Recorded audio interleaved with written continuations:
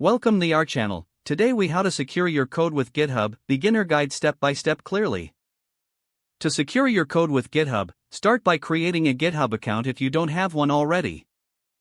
Once logged into your account, navigate to the main dashboard. Click on the New button to create a new repository.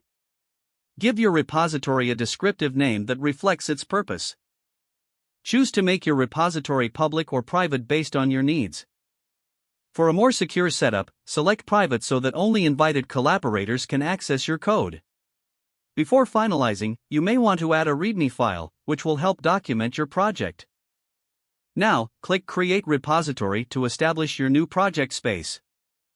With your repository created, open Git bash or command prompt on your local machine. Use the command git clone followed by the URL of your GitHub repository to clone it to your local environment. Change into the repository directory using the cd command. Begin adding your project files to this directory. Once you have your files ready, use the command git add to stage them for commit. Next, commit your changes by using the command git commit m initial commit. Now, it's time to push your code to GitHub with the command git push origin main. To further secure your code, consider implementing a .gitignore file to exclude sensitive files from being tracked by Git. In the repository settings, navigate to the branches section and enable branch protection rules to prevent unauthorized changes. You can also require pull requests for code review before any changes are merged into the main branch. For additional security, enable two-factor authentication on your GitHub account. Regularly review your repository's access settings and remove any unnecessary collaborators.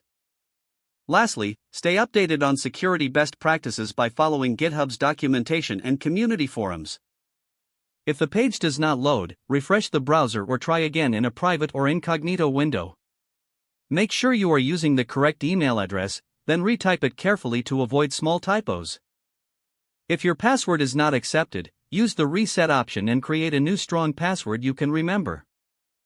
Check your spam folder for verification or security emails, then complete any requested confirmation steps.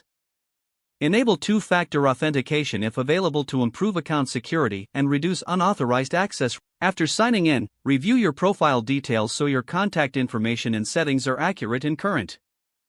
If you see an error message, note it down and try again after restarting your device and internet connection. Don't forget to like this video and subscribe to our channel for more step-by-step tech guides.